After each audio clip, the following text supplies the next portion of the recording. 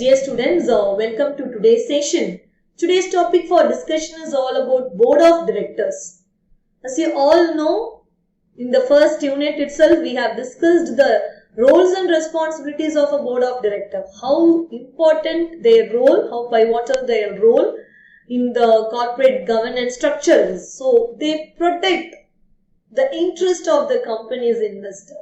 If you plan to invest in a company, you have to understand the board of directors' role, which is crucial.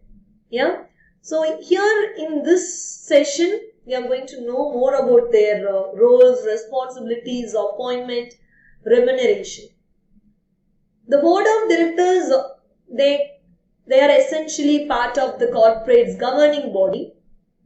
By ensuring that a business management is acting in their best interest, their decision making, the body has a fiduciary responsibility that they have to ensure, they have to protect the assets of the organization's shareholders by making good faith decisions for a company. While the corporate governance with annual meetings is a requirement for public companies, this is not true for non-profit organizations, though many still choose to form a non-profit board or board of trustees.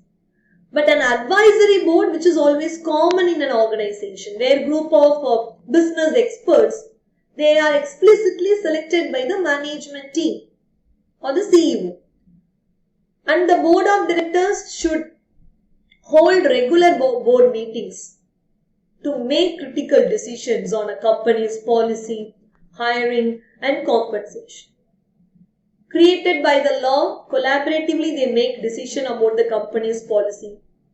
Members of the board select and evaluate the company's chief executive officer in context of leadership. So they determine the structure of the board of director and organization by law. Most board ranges in the membership size from 3 to 30. And have an uneven number to avoid ties as well. Board of directors may consist of any number of people. With the publicly traded companies, we have larger boards than the privately held organization. CEO usually holds a position on the board. And in some cases, CFO does as well. And an audit committee is the subcommittee of most of the boards. And they oversee the company's financial evaluation. If you take countries like Europe, Asia, where they operate with both the supervisory board and then executive board, which I have already discussed in models of corporate governance, right? So the supervisory board acts as a traditional board of directors, while the executive board deals with an organization's day-to-day operations. A company shareholder, they elect individual board members. And the election happens in a 3-step process. First is nomination, second is voting, third is rotating the terms. Nomination is that a nominating committee comprises of independent directors. Generally, they put forth potential candidate names for the board of directors. That's the first one. Then, the shareholders, they can vote to approve the board members. Now the rotating term. See, to avoid the interest of having a complete board change, many organizations operate on a rotating system. So only a certain number of directors are up for that election in a particular given year, so that you can get the chance of being in the board. Everyone being given an opportunity.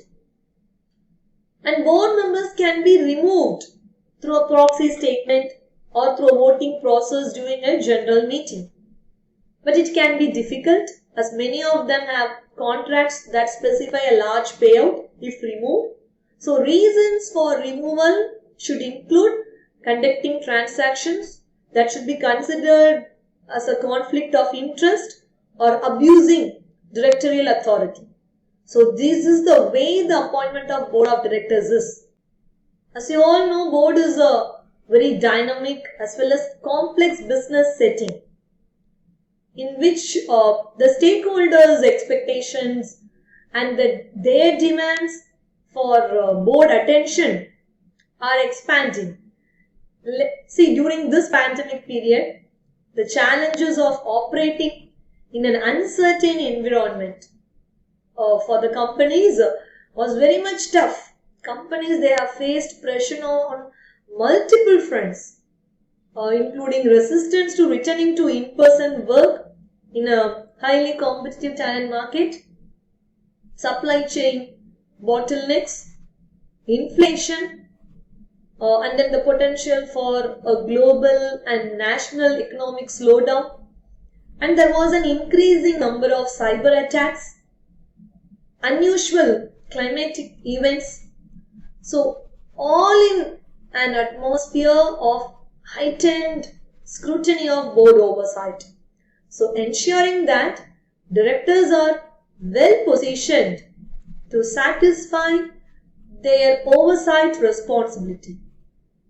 So, that requires periodic assessments of board agenda, their related structures, process, so that we can ensure the board is well informed on a timely basis of matters. That requires attention as well. So today I just want to summarize that the director's duty of oversight or the highlighting issues that are likely to be having a significant change, especially in the current business environment. One is strategy and risk. Another one is, as I already discussed in corporate governance rating, ESG, environmental, social and governance related matters. The third one, human capital and workforce issues. Third, about shareholder engagement and activism. Fourth, crisis management. And finally, board management relationships and culture. So while the board is responsible under the state corporate law for the direction and management of the company, it typically delegates significant authority to the CEO and the senior management to run the business. So once the board has delegated the authority, what is its responsibility? To oversee the management's performance, while attending to the areas that are not delegated to management, like governance matters, CEO compensation and succession planning, retention and oversight of the independent auditor, approval of major transactions, determination of dividend payments. So these are all the areas which they are not delegating to the management, where they have an oversee. So board oversight involves the continual inquiry by directors into whether the board's delegation of authority to management is reasonable and whether the board has received sufficient and accurate information from management to make that determination. So boards have a responsibility to identify and monitor the risk and compliance on the ongoing basis. It's not just a one-time event, it is obviously a continuous process.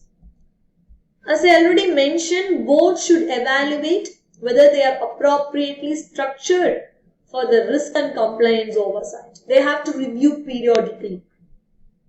Given with the heavy workload, the audit committee may not be ideally positioned to focus on certain critical risks. So as the issues whatever I have mentioned, the board should remain focused on that. The first is strategy and risk. With the majority of its time, the board's time reserved for discussing about corporate strategy and assessing the quality of management's performance based on the business continuity, opportunities and risks. The board plays a key role in assisting management in understanding and focusing on the risks associated with corporate strategy, the drivers of corporate performance, and the business and political environment that determines the company's risk appetite. So issues of strategy are increasingly intertwined with the issues of corporate purpose and ESG as well. Let me just give you an example here. See, if you start to give an intense focus of investors and regulators on climate change, corporate commitment to carbon net zero, it's increasing. For many companies, they have made a shift to a carbon neutral future. That requires a significant change in operation, and that may even require an exit from certain businesses as well. So, board, together with the management, they should consider the strategic options and alternatives that raises the concern about the society and social justice issues that may have a strategic importance for the companies. So this is what you need to understand, how strategy matters as well as the risk aspects. So the first is that the board should ensure that a considerable proportion of board time is focused on strategic issues. What kind of strategic issues I am discussing here? The strategic plan, the transactions regarding that, and then the company's board long-term direction. So these are all the attributes I should keep it in mind. So instead of just putting your time only on the other things, it's high time to think about the strategy mechanism. The second is, consider with the management that the opportunities are likely to emerge in the current environment. So how issues of corporate purpose and ESG relate to corporate strategy? What are the opportunities and risks that arise from the heightened attention? So we need to consider that. The third one, understand the risk associated with this. You make strategic decisions, but you need to understand the risk affiliated with that as well. And the process management that has to fall in place so that you can identify, monitor and manage the risk as well. So as far as you are giving focus on planning a strategic decision, just give focus on the risk associated with that, so you can identify, monitor and manage the risk in a proper way. Monitor the management performance so that you can implement the strategy properly.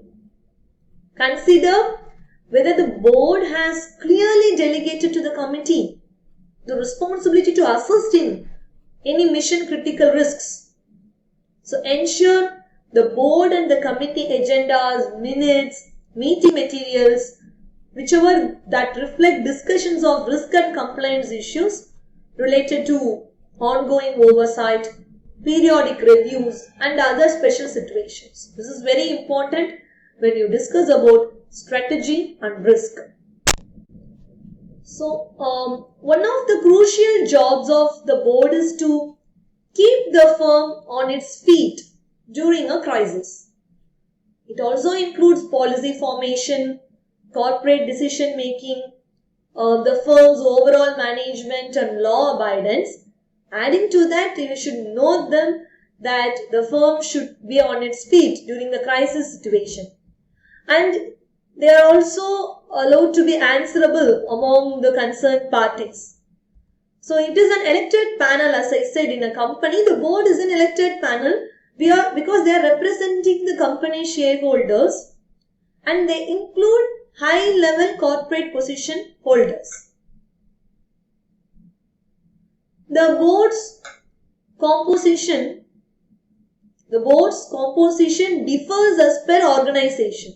So there is a CEO, board's chairman, director, non-executive director, CFO, vice presidents will be there, zonal heads will be there. So it is aimed to stand for the rights and interests of the stakeholders as well as the investors while taking care of their assets invested in the business. They are the supreme governing authority in an organization that takes strategic corporate decisions by participating in the board meeting. So it is that a group of officials who the shareholder elect has to go by the state law, and the relationship between the board of directors and shareholders flow from the theory to the principal-agent relationship. The board of directors is the agent that ensures the safety of shareholders' investments. They need to ensure organizational efficiency to allow profit maximization, and that will add to what? Shareholders' wealth. If you ask me about the structure, BOD holds different positions within the panel. The composition of the board varies as per the company and state law.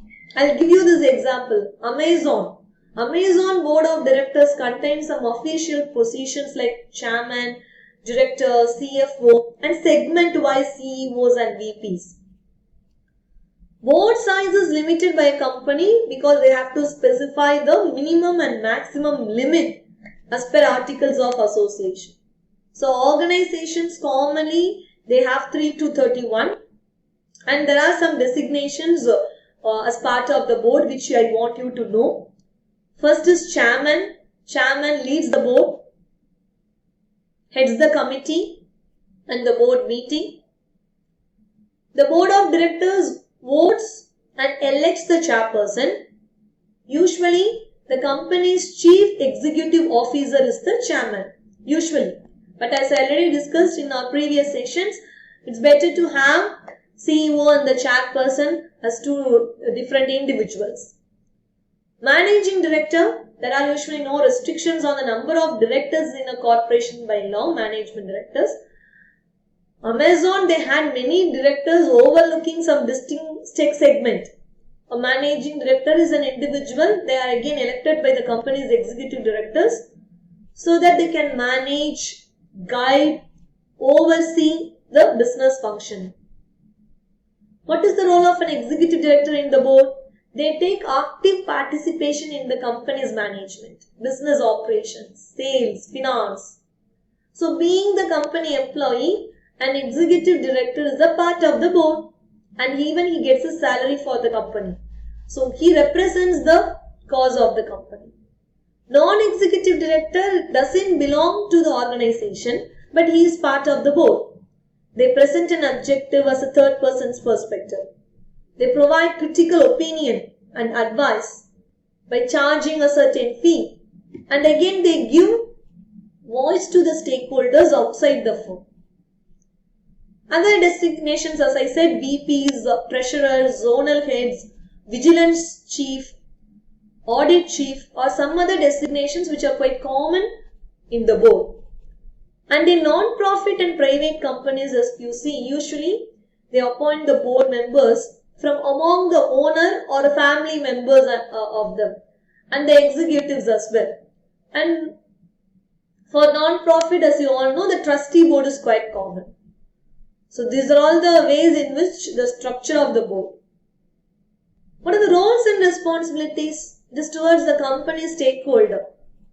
The board ensures that the company doesn't risk the shareholders and investors' asset. It frames policies for dividends, payout.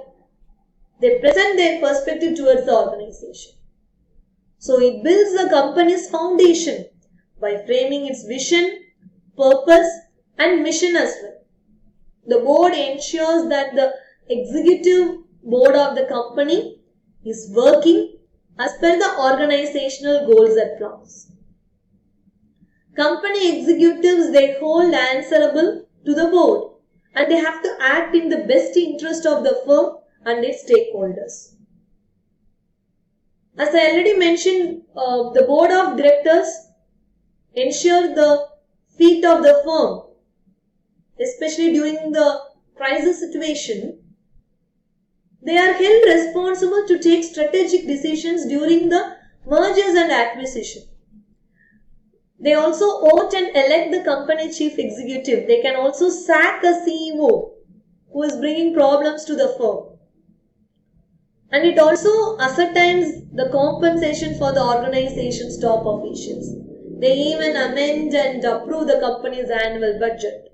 I'll quote this example, Johnson & Johnson's case, where the leadership of higher authority pulled the company out from a crisis. In 1982, after intaking Johnson & Johnson's Tylenol capsules, 7 people died of poison as they were laced with cyanide. That time, James Book, the company's chairman back then, still admired for his prompt action and leadership and honesty. Already I have given this case study to one of the teams, the Tylenol case. So I wish that team justifies, which is a really good case study for the prompt action taken by the chairman. So immediately after receiving the news of death, the company warned and urged its customers not to take Tylenol. The company removed its capsules from the market. It has costed near to $100 million.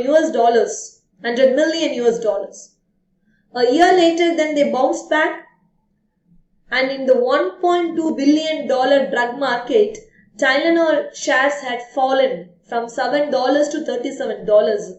But after the crisis was averted, they came back to $30.